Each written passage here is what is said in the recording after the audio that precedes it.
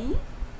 Hoje estamos aqui para falar das propriedades da matéria. A gente já viu até agora o que é matéria, então a partir de agora a gente vai falar das propriedades da matéria, que nada mais é do que a identidade das matérias, ok? Vem comigo. Então, existem estados físicos, inicialmente, lembra que a gente fala da física, né? Então, existem estados físicos em que a matéria pode assumir. A gente lembra muito bem quando fala da água, porque a gente tem o gelo, o líquido, né? A água líquida e o estado gasoso da água, quando a gente vai lá e aquece. Então, os três estados físicos que temos das substâncias são sólido, líquido e gasoso. E a nível macroscópico e a nível microscópico. Então, a nível macroscópico, a gente sabe que um sólido é uma coisa que parece ser maciça, né? É maciça, ou seja, ele está preenchido com matéria dentro e fora e você pode tocar. Mas microscopicamente, como é que a gente sabe? Microscopicamente, as moléculas que estão formando aquele sólido, elas estão muito juntas, elas estão agregadas. Por isso a gente pode ver um material que é maciço. Já no estado líquido, a gente vê algo mais fluido, mais solto.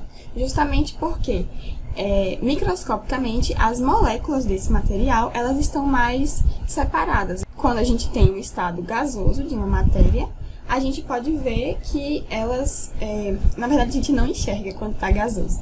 Só da água a gente ainda vê aquele vapor, né? Mas a gente não consegue enxergar as moléculas em estado gasoso. Mas quando o sólido, ele não assume a forma do recipiente que o contém. Ou seja, se eu colocar esse material dentro de um copo, vai continuar estando separado o que é copo e o que é matéria, né? Mas no líquido, por exemplo, ele está assumindo o formato do recipiente. Se eu colocar ele num cubo, ele vai assumir o formato cúbico. Já o gasoso, ele ocupa todo o espaço do recipiente que o contém. Por exemplo, um perfume. As moléculas gasosas do perfume estão dentro lá do vidrinho que a gente tem. Mas se a gente abre esse vidro, as moléculas vão se espalhar e vão ficar dentro, por exemplo, do cubo que é uma sala. Então, onde elas estiverem, elas vão assumir todo o espaço. E, naturalmente, elas vão ficar mais distantes umas das outras. Elas têm uma velocidade maior. Normalmente, né, para ela assumir o estado físico, depende da temperatura que a água, a 25 graus, ela assume a forma líquida. Mas, se eu colocar ela num congelador, por exemplo, diminuir a temperatura, ou que ela vai assumir um formato sólido, ou seja, suas moléculas vão estar mais unidas e ela vai solidificar. E aí já é o nome, né? Quando a gente passa do estado líquido para estado sólido, a gente tem uma solidificação. Já quando a gente está no estado líquido e passa para o estado gasoso, ou seja, se eu aqueço a água lá, a gente sabe que a 100 graus a água vai começar a ebulir, né? Que ela vai estar no seu estado gasoso. Então, a gente tem o processo de ebulição, o processo de vaporização, quando a matéria vai do estado líquido para o gasoso. Quando ela vai direto do sólido para o gasoso, que é o caso do gelo seco ou daquelas bolinhas de naftalina, a gente tem um processo chamado sublimação, tá? Quando ela vai do estado sólido para o líquido, a gente tem a fusão, ou seja, o metal que a gente quer fundir ele, formar uma liga, a gente aquece a uma temperatura altíssima, ele vai derreter e a gente tem do sólido para o líquido uma fusão. E quando a gente tem o estado gasoso para o líquido, lembra quando a gente está aquecendo a água lá e ele está subindo, né, o vapor, mas a gente coloca uma tampa. Se a gente retirar essa tampa depois de um tempo, a gente vai ver que tem água na tampa, ou seja, ele vai condensar o gás para o estado líquido. Então, a gente tem um chamado condensação. Então, do sólido para o líquido, fusão. Do líquido para o gasoso, vaporização. Do gasoso para o líquido, condensação. E do líquido para o sólido, solidificação. Diretamente do sólido para o gasoso ou do gasoso para o sólido, sublimação. Ok? Então, a gente já sabe agora que a matéria tem o seu estado físico, né? Cada um em cada temperatura ou pressão, cada matéria, cada material vai estar num estado físico. guarda esse conceito, ok? Agora vamos falar de uma coisa que a gente acabou de falar agora, que é em que temperatura aquela matéria ela vai estar líquida, sólida ou gasosa. Esses são os pontos de fusão e ebulição. O que é ponto de fusão? Ponto de fusão é a temperatura em que uma substância vai passar do estado sólido para o líquido. Por exemplo, o ponto de fusão da água é 0 graus. É a temperatura em que o gelo vai deixar de ser sólido e vai começar a derreter. Cada substância tem o seu ponto de fusão específico.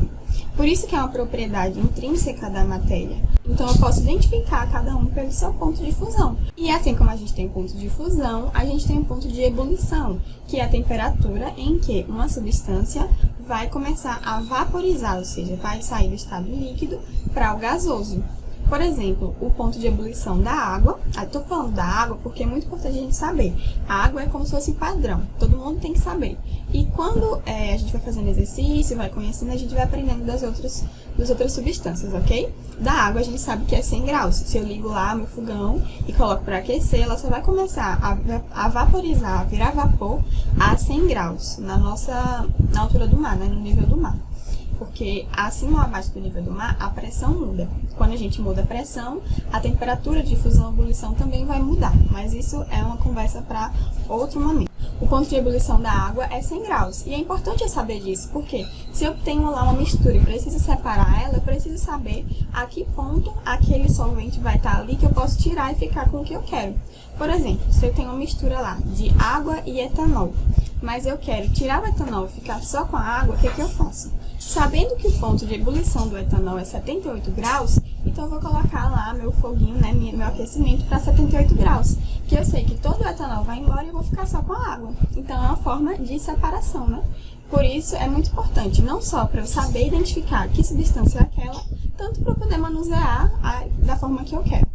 Outros conceitos que a gente tem é a massa, né, que é a massa definida lá. Na França, a gente tem um cilindro feito de platina e irídio, e esse cilindro é definido como 1 kg de massa, porque na química, assim como na física, a gente tem as unidades padrão, que vai definir o que a gente quer, porque a gente precisa, se eu tenho só 78 o quê? Pode ser graus, pode ser quilo, pode ser litro, pode ser muita coisa. Então, a gente tem que definir ali se a gente está falando da pressão, da temperatura, do que é. Então, a definição da unidade da massa é 1 kg, que é o peso desse cilindro que está lá na França como padrão. Então, todo ano, os físicos, quem for precisar ajustar seus equipamentos, tem a sua unidade padrão ali. Só que esse padrão do cilindro, ele oscila muito, porque ele pode perder massa, aumentar massa, pode diminuir, enfim. Há perdas e oscilações, que não é interessante pra gente. Daqui pra frente, a gente vai ver a unidade de massa definida a partir da constante de Planck, que vem lá da mecânica quântica, ok? Mas essa é também uma história para outro momento. Então, nosso padrão é 1 kg. Se eu tenho massa, eu sei que eu estou falando de quilogramas. Quando eu tenho uma questão lá que vem do Enem, falando, fulaninho tem 800 gramas de alguma coisa, pega essa unidade, pega essa medida e transforma logo para quilograma, porque se eu for falar do SI, que é o Sistema Internacional, eu vou fazer aquele cálculo baseado em quilogramas e não em gramas. A mesma coisa serve, né, para o volume. O volume é definido como 1 litro, ou seja, ele é definido a partir de um cubo e de suas arestas, ok? Se eu tenho um cubo de aresta, comprimento, altura e largura de 1 decímetro cúbico, eu estou falando de 1 litro, certo? Se eu estou falando de um cubo de comprimento, altura e largura de 1 centímetro cúbico, eu estou falando de ml.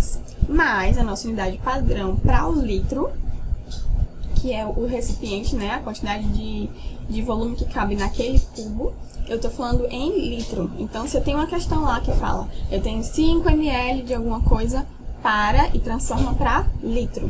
A gente sabe que 1000 ml equivale a 1 litro e 1000 gramas equivale a 1 kg, ok?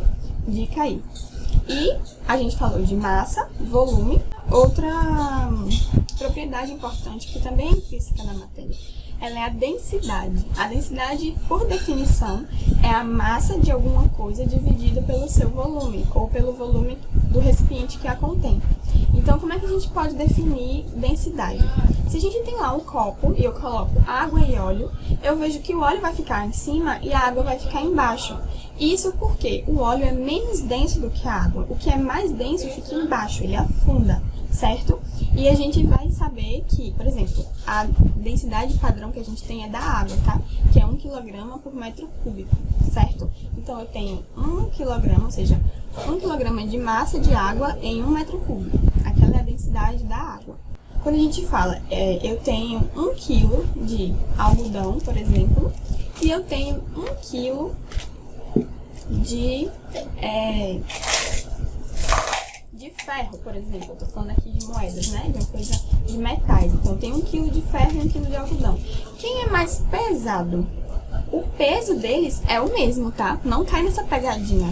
1 kg de algodão e 1 kg de ferro é igual. A gente tem o mesmo peso, a mesma massa. Mas quem é mais denso? Obviamente, o ferro é mais denso, porque a gente sabe que se eu colocar em um recipiente com água, quem vai afundar primeiro é o ferro. Então, densidade a gente pode lembrar lá do Mar Morto. O Mar Morto tem uma grande quantidade de sal, uma quantidade muito maior do que aqui no Brasil. A matéria ou a substância, ela tem propriedades. Quais propriedades são essas?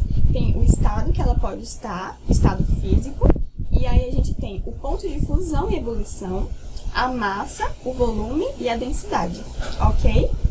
Então, agora a gente pode falar já de substâncias químicas. Como é que a gente identifica uma substância química?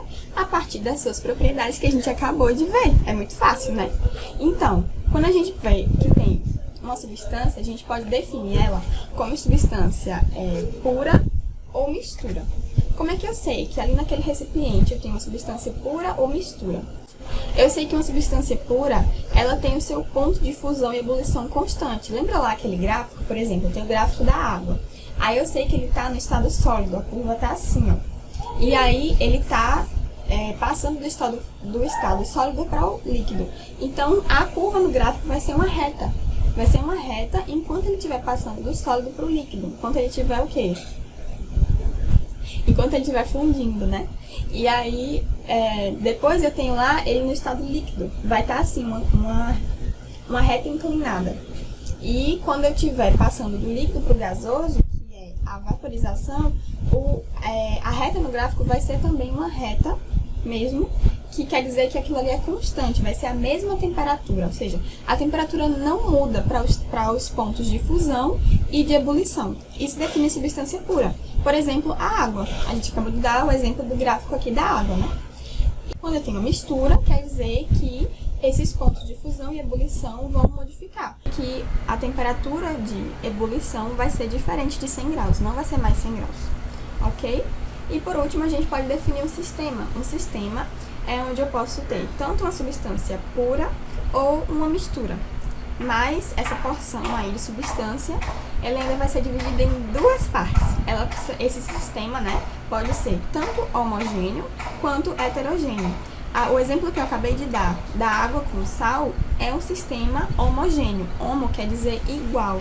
Então, quando eu olho para aquele sistema, eu não vou ver a diferença. Embora esteja mais turvo, eu sei que é uma mistura, mas eu não consigo diferenciar fases entre eles. Eu não consigo saber, aqui está o sal, aqui está a água. Está tudo misturado. Então, é um sistema homogêneo.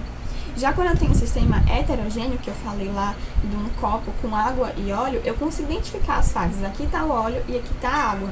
Então, eu tenho um sistema heterogêneo. Hétero quer dizer diferente. Então, guarda aí. É isso, tá bom? Pessoal, se vocês puderem ajudar, se inscrevam no canal pra gente ter mais... pra gente ficar mais animado, pra ter mais encorajamento pra poder gravar mais vídeos e mais aulas, tá bom? Um beijo!